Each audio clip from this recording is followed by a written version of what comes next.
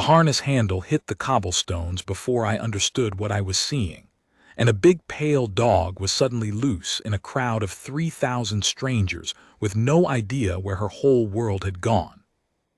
I was standing maybe 20 feet away, near the right-hand pillar of the great forecourt gates, when it happened. I had come that morning the way half the city comes, to watch the changing of the guard, to stand in the cool autumn light and feel small in a good way under all that stone and gilt. I am a retired man now. For 31 years I was a country veterinarian, the kind who pulls calves at 2 in the morning and sets the broken leg of a farm collie on a kitchen table. And a man does not lose that eye just because he hangs up the bag. So when the dog came loose, I saw it before anyone else did. I saw it the way you see a thing you have spent your life watching for. She was a guide dog. You could tell at a glance, the rigid leather harness across her chest, the stiff U-shaped handle that had just slipped from a hand, the broad steady build of a Labrador and Retriever cross-bred and trained to be somebody's eyes. Cream gold coat, a white blaze fading up her muzzle that said she was not a young dog anymore. And on her face, in the half-second I had to read it, was the one expression I had spent 3 decades learning to undo: pure, swallowing fear.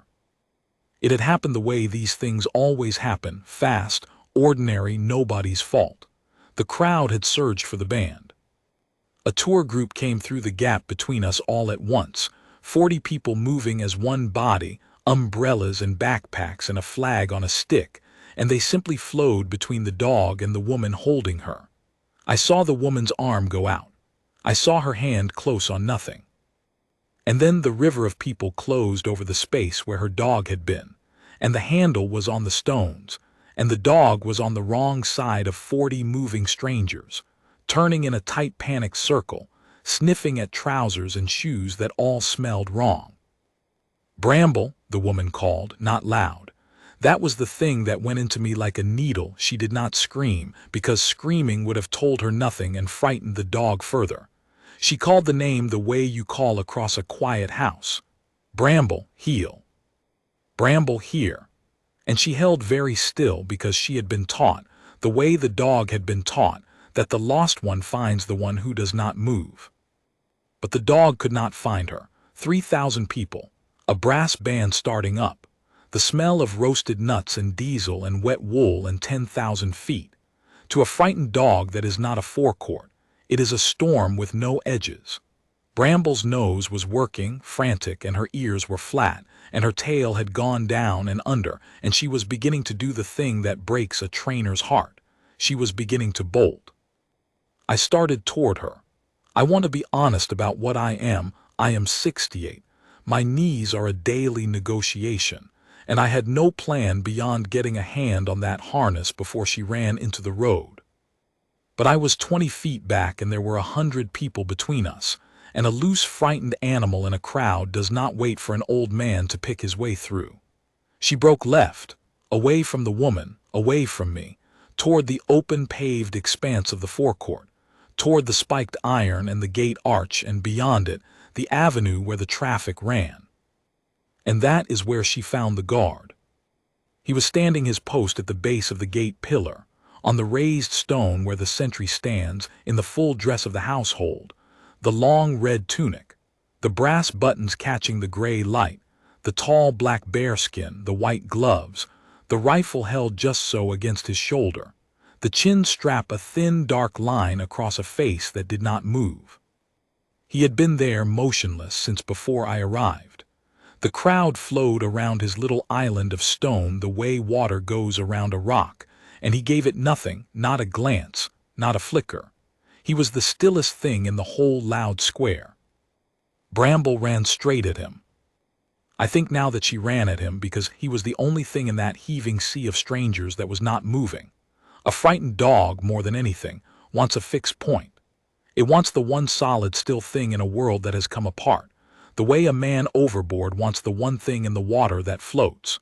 Everything else in that forecourt was moving: feet, flags, the band, the surging crowd, and at the center of it stood a single human being as steady as the pillar behind him. She did not know he was a soldier. She knew he was still. She reached him and she pressed her whole shaking body against his right leg, against the polished boot and the red wool, and she stopped. I saw the guard's eyes drop. Only his eyes. His head did not turn. His chin stayed level, the bearskin perfectly upright, the rifle perfectly carried. But his eyes came down off the middle distance and found the trembling animal pressed against his boot. And for just one instant, I was close enough now to see it. I had shoved through to the inner edge of the crowd. For just one instant, something crossed that disciplined face. Not surprise, recognition. The look of a man who has just understood exactly what is happening and exactly what it is going to cost him. Because here is what I knew, standing there with my heart going, and what I think he knew too. He was not allowed to move. I did not understand the rules of his post the way he did, but anyone who has stood in that crowd a dozen times knows the shape of them.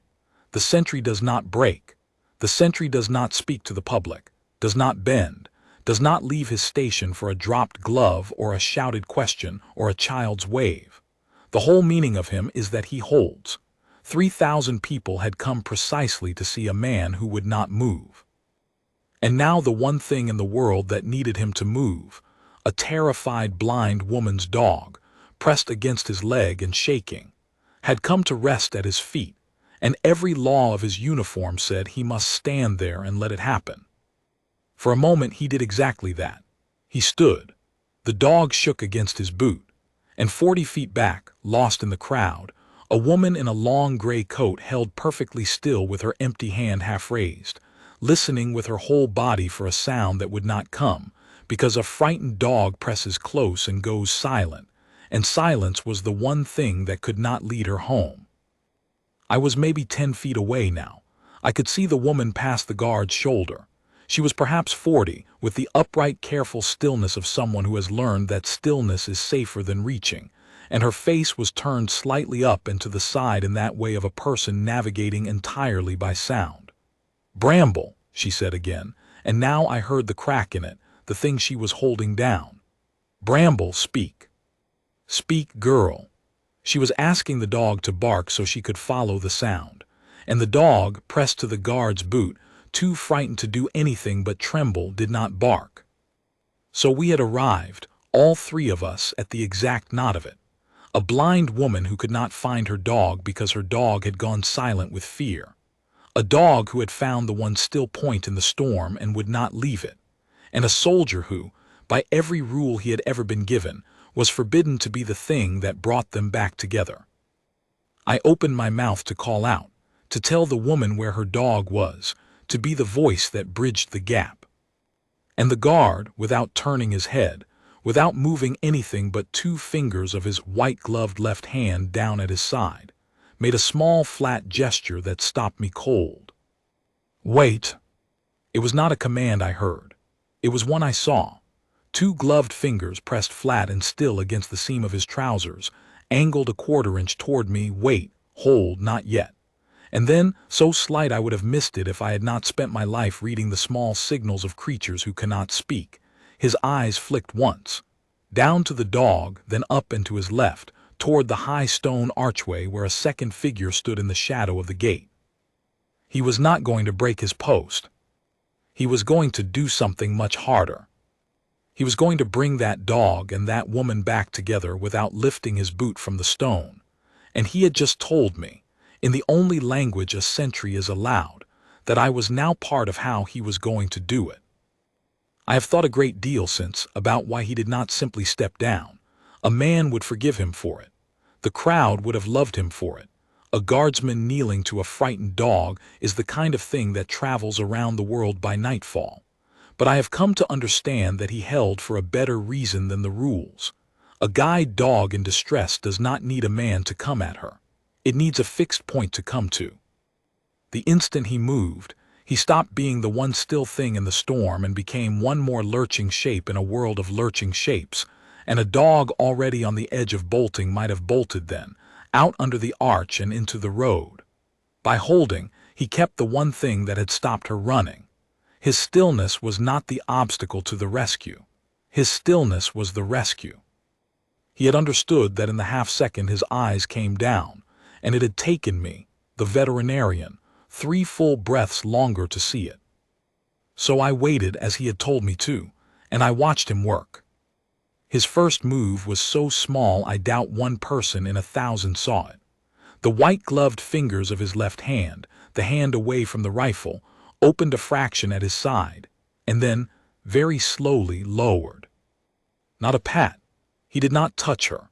He simply brought his open glove down to the height of the dog's shoulder and let it rest in the air an inch above her back, a still pale presence she could feel without being startled by. I have done that exact thing 1,000 times in 1,000 frightened animals' lives. You do not grab.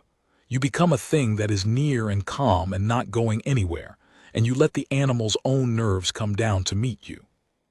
Bramble felt the glove above her and shivered, and pressed harder against his boot, and I saw it. Her tail came up half an inch off where it had been clamped under her. It was the smallest thing. It was everything. A frightened dog's tail tells you the truth. Her face is too panicked too. Half an inch up meant the bolt had passed. She was not going to run now.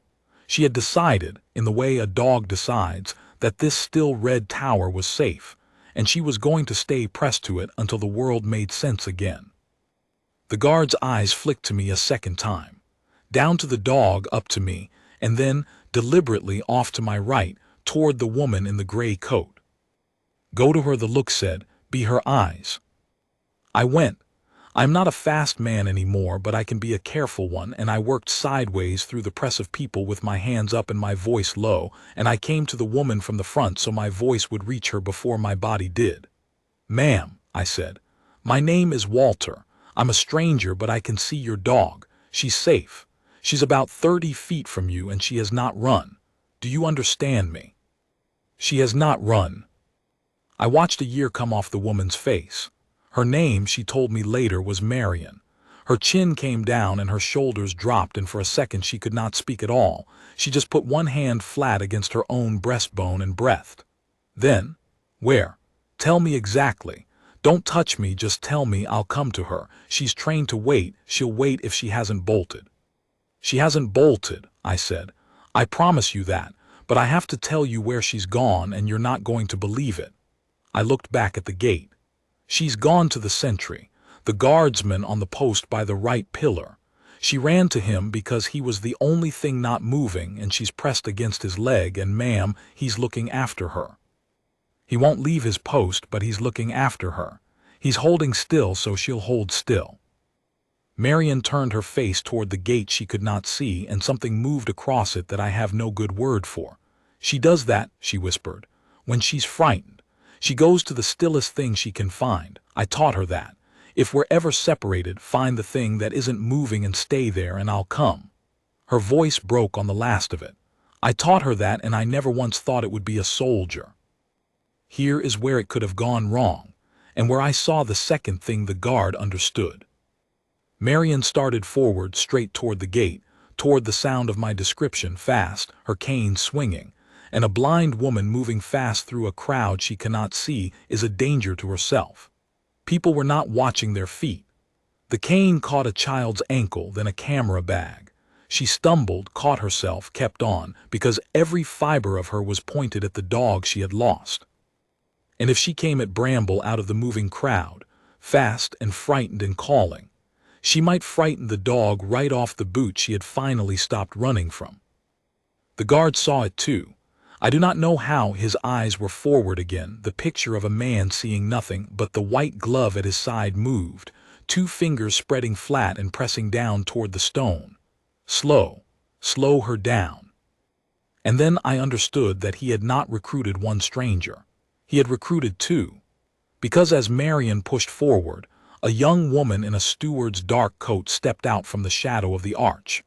The second figure his eyes had flicked to at the very start, and came to Marion's side, and took her gently by the elbow, and said the thing that the guard could not leave his post to say. Walk with me, love, the steward said. Slow now, she's right here, she's safe. We'll go to her together so we don't startle her. Slow steps. That's it. Later I learned her name was Pell, and that she was 19, and that she had been on duty by the gate to answer tourist questions, and that the guard had signaled her with the same flat hand he had signaled me, a code the two of them must have worked out across 100 ordinary mornings. A code for help is needed. Hold. Work the problem. The household trains for the crisis it can imagine. Nobody had ever drilled them for a lost guide dog. But discipline, real discipline, is not a script you follow. It is a clear head when the script runs out. And these two, the still soldier and the young steward, had between them the clearest heads in that whole loud square. So we made a small, careful procession across the last 30 feet of forecourt. Marion, slowed to a walk by Pell's steady arm. Me, going ahead to keep the path clear, asking people to step back. Just a step, give her room, thank you. And at the center of it all, unmoving, the guard, holding the dog to his boot with nothing but the fact of his own stillness. The crowd had begun to notice. Phones were coming up. I heard the murmur start and travel. A dog, look, the dog, is that her dog? Is she blind? Oh, and I felt the whole mood of the square begin to turn toward the gate, 3,000 people sensing, the way crowds do, that something was happening that mattered more than the band. I will tell you what I was afraid of in that moment. I was afraid of the crowd's love. I was afraid that someone, meaning only kindness, would rush forward to help, would reach for the dog, would crowd close, would turn a careful rescue into a scrum of grasping strangers and frighten Bramble off the one safe boot in the world. And the guard, I swear this is true, the guard stopped that too.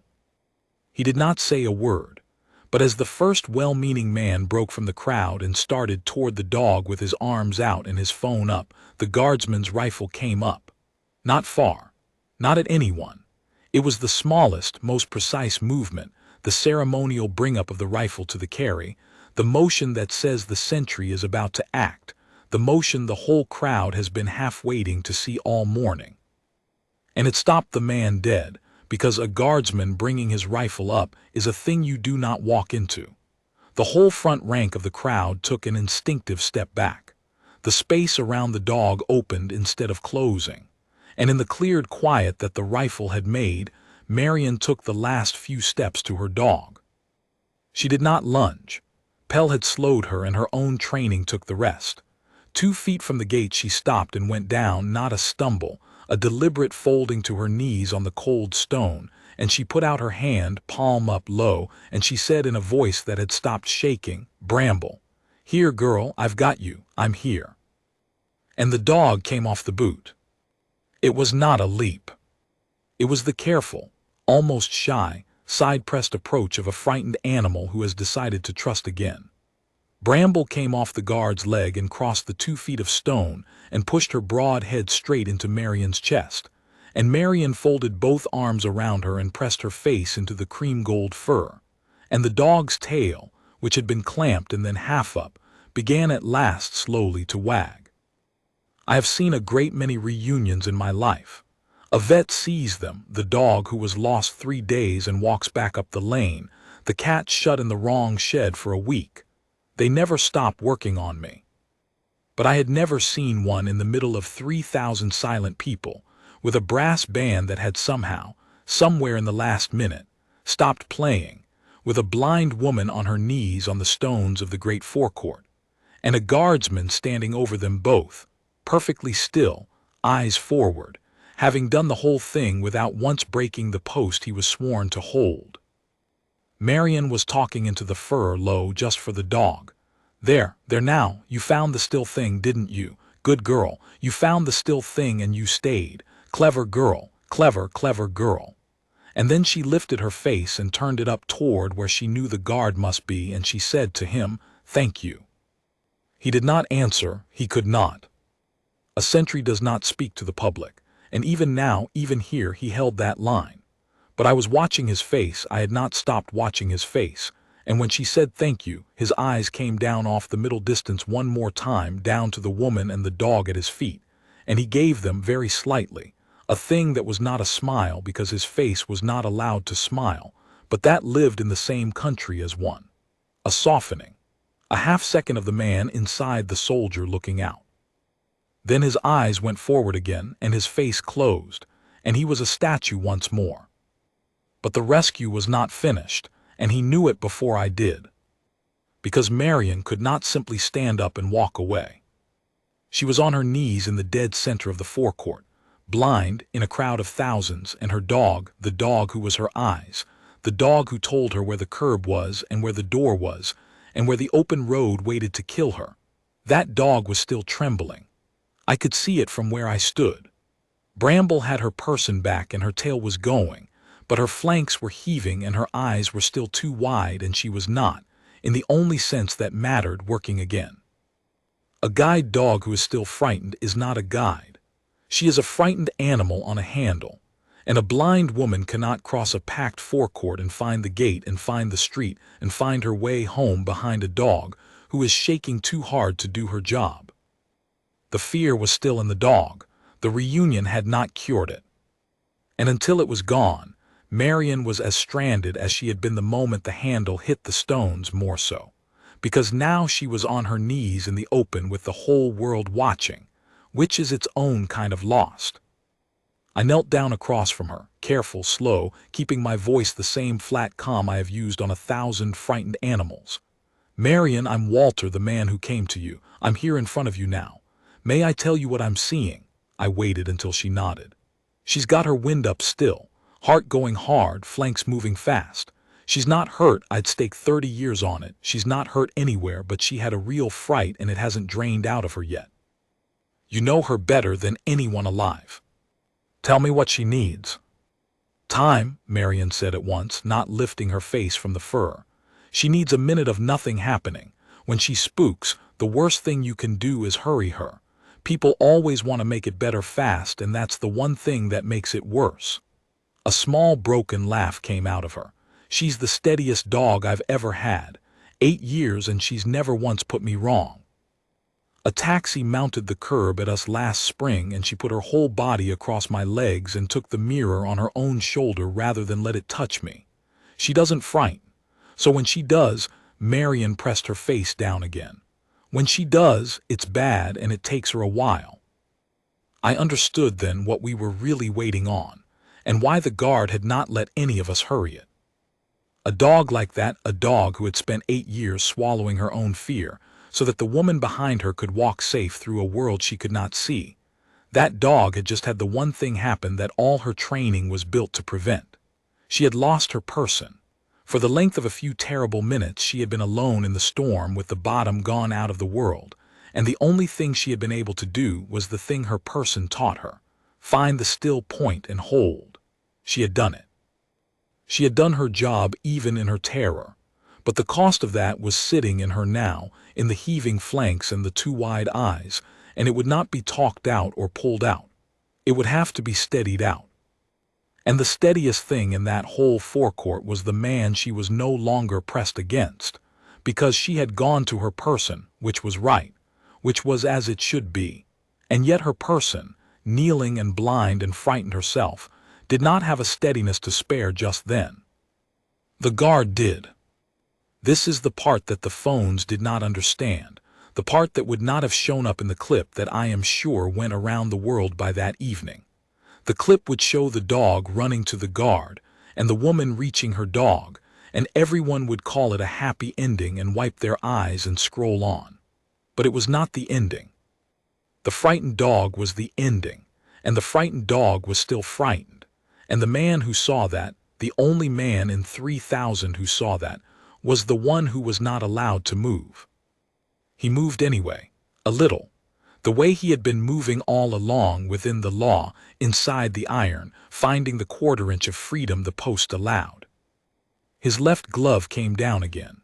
Slowly, the way it had the first time, the open white glove descended through the air to the height of the dog's head. And this time, with Marion's arms already around the dog and the dog already half calmed by her person's smell, this time he let the glove come to rest. Just the lightest touch. 2 fingers and a thumb, settling on the broad, warm skull between Bramble's ears, the way you would steady a thing you did not want to startle. And he held it there.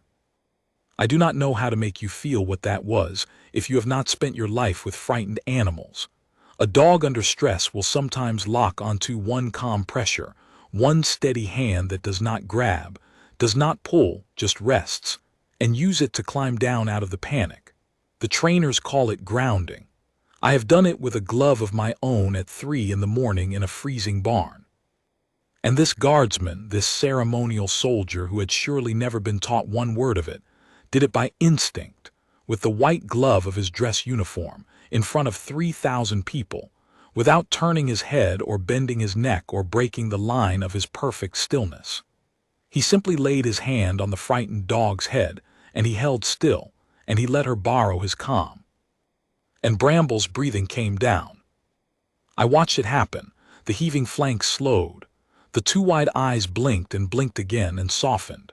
The trembling, which had been running through her in waves, ebbed and went out. She leaned her head up into the white glove the way a dog leans into a hand it trusts, and she let out a long breath through her nose, and somewhere under all that fur a working dog who knew her job came back into her own body. When the guard lifted his glove away, slowly, returning it to his side, to the seam of his trousers, to perfect stillness, Bramble's eyes were clear, and her ears were up, and her tail was going in a steady, ordinary, untroubled rhythm. She was a guide dog again. Marian felt it before I could tell her. She felt it through the leather, through the set of the dog's body under her arms, the way a rider feels a horse settle. "There she is," she said softly. "There's my girl, you're back. You're back." And she got her feet under her, Pell's hand at one elbow, the cane finding the stone, and she stood, and Bramble stood with her, pressed to her left side in the working position, the harness handle found and gripped, the two of them one animal again the way they were meant to be. But she did not leave. She stood a moment longer, holding the handle, her face turned up toward the guard, and she said the thing I have carried with me since. "I know you can't answer me," she said. "I know what you are, and I know you're not allowed, so I'll just say it and you don't have to do anything." She paused, and her hand tightened on the handle. "For 8 years I have walked through this city behind a dog who finds the still thing and waits. I taught her that the way my own trainer taught it to me, because it's the only thing that works when you can't see the way home. You stop, you find the thing that doesn't change, and you trust that what's good will come and find you there. I've said it 10,000 times, and I never really believed it, not all the way down until today." Her voice did not break this time. It had gone steady, the way a voice goes when a person has decided to say the truest thing they have. "Today the still thing I taught her to find was a man, and the man was good, so," she lifted her chin, "thank you from both of us, that's all. We'll go now and let you stand."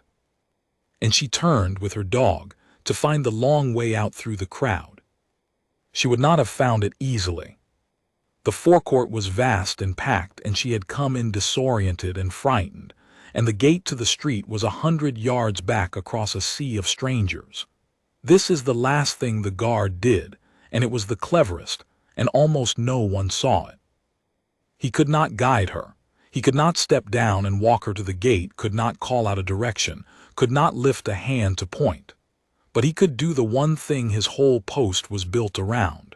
He could be the fixed point.